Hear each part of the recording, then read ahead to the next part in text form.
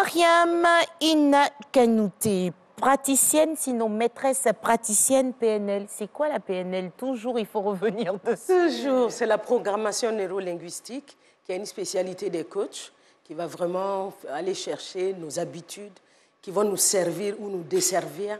L'idée étant que quand ça nous dessert, nous puissions changer de paradigme pour entrer dans des comportements à succès. Finalement, ce n'est pas tout le monde qui a ce diplôme-là, qui se fait appeler coach, mais bon, vous êtes une spécialiste accréditée.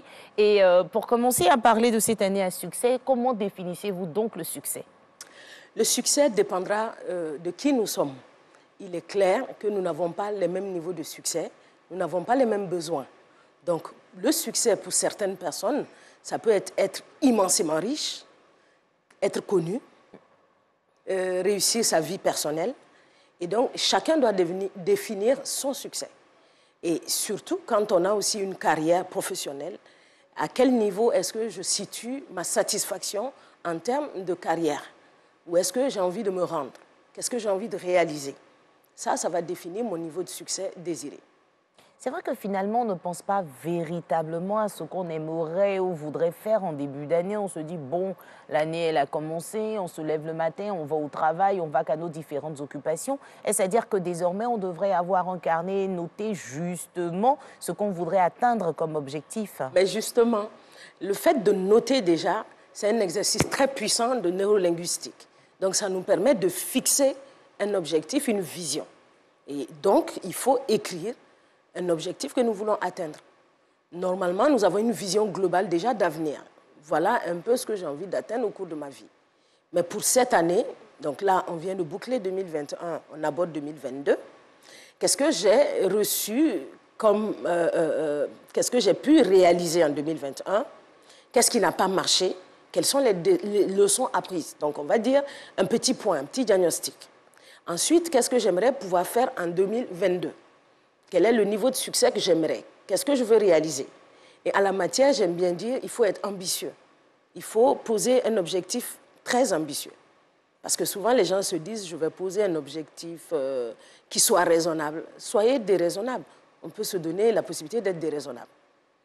Mais être déraisonnable, d'accord, mais ce n'est pas toujours de nous que dépendent donc les objectifs qu'on voudrait atteindre. Prenons l'exemple d'une dame qui a atteint 30 ans et qui dit « je veux me marier cette année », mais ce n'est pas elle qui épouse. Ce n'est pas elle qui épouse, mais quelles sont les conditions qu'elle met autour d'elle pour pouvoir atteindre son objectif? Il s'agit de ça. Donc, après, comme on dit toujours, l'art de vivre, c'est un équilibre entre lâcher prise, mais tenir bon. Donc, nous, ce que nous avons à faire, c'est de faire notre part d'effort pour atteindre nos objectifs. Pardon, c'est tellement important ce que vous venez de dire lâcher prise. Lâcher prise sur les résultats que nous ne contrôlons pas, mais tenir bon et faire tout ce que nous contrôlons. Donc, ce que nous contrôlons, ce sont nos actions. Et la majorité des gens, quand ils mettent en place un objectif, ne passent pas forcément à l'action. Donc, l'idée, c'est de se dire, si je décide de me marier, ou si je décide que cette année, je vais réaliser un chiffre d'affaires 2 ou 3 fois meilleur que l'année dernière, quelles sont les actions qui vont me mener à ces objectifs? Je les écris. Il ne faut pas que ça reste juste des vœux pieux. Il faut que je donne des deadlines, des process, et que je passe à l'action. Ça, c'est ma part. Et si finalement on a fini de tout noter et qu'il y a certains événements qui se sont produits, qui ne nous ont pas permis de réaliser ces objectifs-là, voir ce qu'on a décidé de faire et constater qu'on n'a pas atteint nos objectifs, est-ce que ce ne sont pas des éléments finalement qui pourraient être source de déception et de déprime? En général, ça ne marche pas comme ça. Parce que comme on dit, quand on vise la Lune, si on ne peut pas l'atteindre, on va au moins atteindre les étoiles. Si j'ai envie de tripler mon chiffre d'affaires et que je mets vraiment en place une stratégie pour l'atteindre, si je n'arrive pas à tripler, je vais peut-être doubler. Mais je ne reste pas dans mes anciennes façons de faire. Donc, une manière d'évoluer, c'est ça. C'est de se donner un objectif ambitieux et d'y aller. Quand on y va, la plupart du temps, dans ce que nous on observe, c'est que la personne fait vraiment un bond stratosphérique dans ses ambitions. Et c'est ça le plus important. En général, on n'est pas déçu quand on veut 200 millions qu'on se retrouve à 180 millions. Ah, c'est bon hein, de parler de centaines de millions. Quand pour certains, on n'arrive pas à parler de centaines de mille, comme vous l'avez dit, il est bon souvent d'être déraisonnable, pas de façon négative, hein, bien sûr, de relever nos objectifs, mais finalement, on se dit, est-ce que ce n'est pas juste de la théorie? Ce n'est pas de la théorie, c'est de la pratique, parce que l'idée, ce n'est pas d'être déraisonnable uniquement en objectif, mais aussi, et comme je l'ai dit, se donner des actions. Être aussi clair avec sa personne. Si j'ai envie, j'ai pris le chiffre d'affaires parce que c'est ce qui peut être visuellement facile à comprendre. Si j'ai envie d'atteindre cet objectif, je me dis aussi quelles sont les actions à mettre en place pour. Ça veut dire quoi? Ça veut dire que si l'année dernière, je prospectais 2 clients par jour et que j'ai envie de tripler mon chiffre d'affaires, je vais aussi tripler le nombre de clients que je vais voir par jour, quadrupler, quintupler.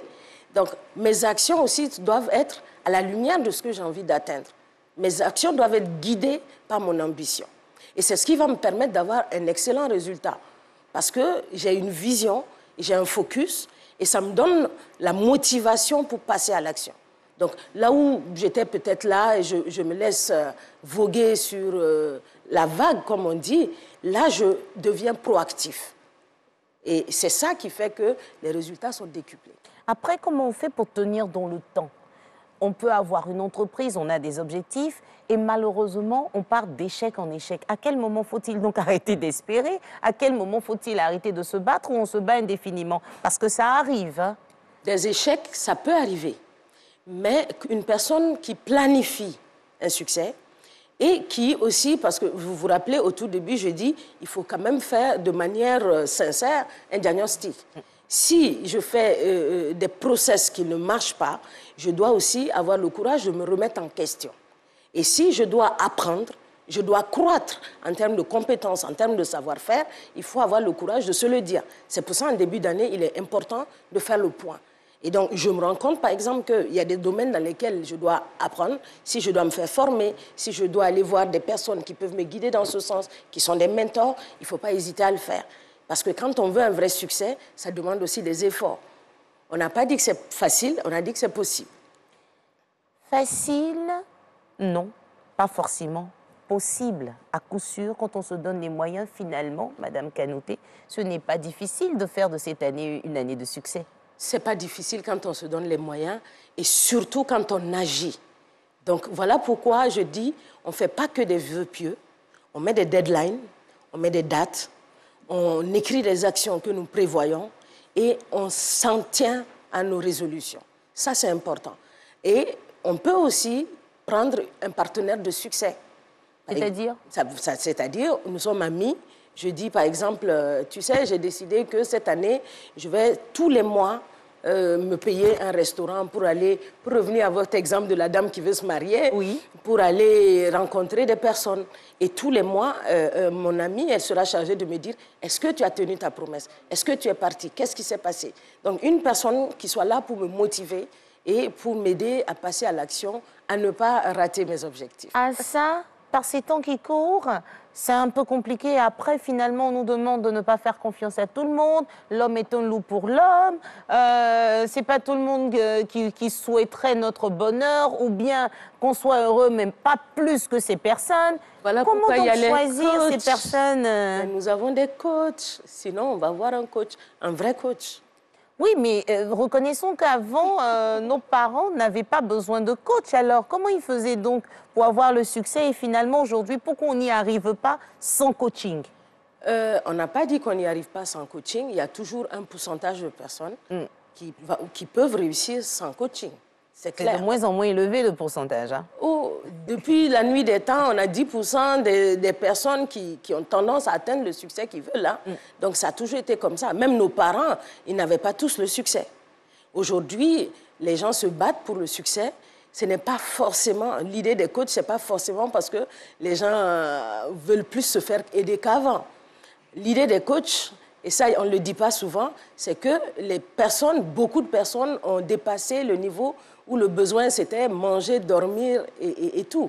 Aujourd'hui, les gens ont envie de briller, ils ont envie de se réaliser, ils ont envie d'aller loin. Donc, les coachs sont là aussi pour aider les personnes à atteindre ces ambitions, à briller. Finalement, réussir l'année avec un coaching, pourquoi pas, un coach professionnel, un vrai coach, Professionnel. vous l'avez dit, avoir une personne qui nous motive, qui nous booste, et puis finalement, l'année sera belle, n'est-ce pas? Je suis sûre que nous pourrons atteindre nos objectifs. C'était l'intervention de Madame Mariam Inna Kanouté. Finalement, vous avez tellement De titres. de titres. Alors, Corporate and Life Coaching. Ça revient donc à maîtresse praticienne PNL, non? Non, Différent? non, c'est différent. Je suis d'abord coach de vie et coach d'entreprise. Donc, quand on dit, je suis un peu médecin généraliste. Donc, je suis coach de vie et coach d'entreprise en général. Ensuite, je suis spécialisée dans la programmation neurolinguistique, qui est une spécialité du coaching de vie. Après, toutes les autres spécialités sont liées au coaching d'entreprise. Donc, je suis spécialisée dans la conduite du changement. Je suis team builder certifié. Et je suis certifiée disque et intelligence émotionnelle. Elle s'est donné les moyens pour atteindre ces objectifs-là. Ah, voilà. On continue de se former encore aussi. Chaque année, apparemment. je me forme. Et on a cet accent doux que vous avez qui nous vient. Je suis un mélange Mali, d'abord, pays d'origine. Waouh! Ensuite Côte d'Ivoire, ensuite Burkina. Ah! je pensais qu'elle allait nous dire aussi Sénégal, parce que tout à l'heure, on doit se retrouver au Sénégal avec Renaud Kobia, mais l'opportunité... Hélas, j'aime bien ce pays, oui. Mais non, mes 3 pays, c'est les 3 que j'ai. C'est cela. Vous avez l'opportunité de formuler vos vœux pour la nation ivoirienne en ces débuts d'année. Comme d'habitude, beaucoup de joie. C'est mon pays de cœur, un pays où il y a toujours la joie, il y a l'esprit ouvert et que j'adore. Donc je souhaite toujours que tous les jours, quand je reviens en Côte d'Ivoire, il y ait de la joie, la paix, il y ait l'amour, il y ait la musique. Et voilà. Ah, notre musique, hein? Ah, ça. Merci beaucoup d'être passé sur le plateau avec beaucoup de plaisir. On vous reçoit comme et quand vous voulez. C'est votre maison. Merci de nous avoir honorés de votre présence.